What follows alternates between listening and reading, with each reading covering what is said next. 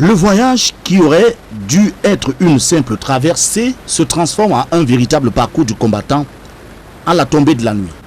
Cette route, pilier du réseau national, reste un chantier inachevé, bien qu'elle permette encore de circuler.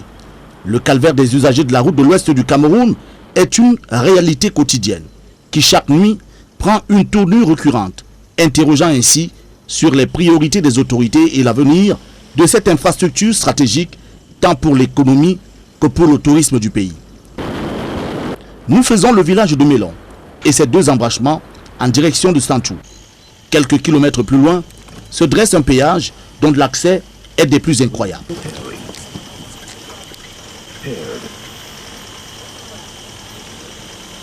C'est dans la nuit noire que nous fendons l'air glacé de l'ouest du Cameroun. La route, totalement obscure, nous guide à travers son chemin tortueux, parsemé de crevasses et de ponts vieillissants. Chaque apparition de lumière procure une illusion de sécurité, mais elle reste éphémère.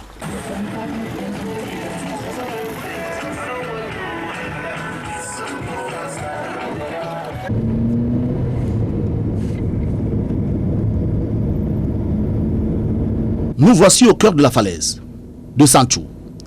Après des sinueux zigzags, un véritable défi semé d'embûches.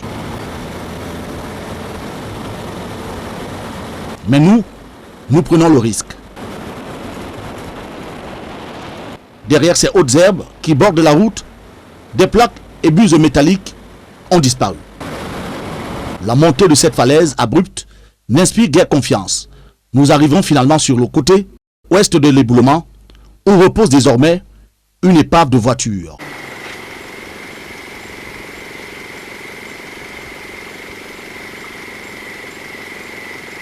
Un funeste rappel de la mort en ces lieux. Aucun périmètre de sécurité n'est matérialisé ici. Rien n'indique la dangerosité de cet endroit, comme si aucun drame n'y était jamais survenu. Peut-il encore y avoir des survivants qui, pour répondre à cette question, plusieurs heures après le drame? Les recherches semblent s'être arrêtées ici. Dans ces mottes de terre, des corps probablement ensevelis à la suite du double éboulement qui s'est produit la veille sur cette falaise camerounaise de Tchang. Tout peut arriver, à tout moment. Nous quittons rapidement les lieux. Nous dévalons la montagne de terre. Après avoir croisé cette plaque qui indique l'horreur ici. Ici, 55 morts. Le souvenir tragique de ces âmes perdues sur la falaise oubliée de Sanchou demeure à jamais. Au souvenir triste de ces âmes perdues sur la falaise de Sanchou.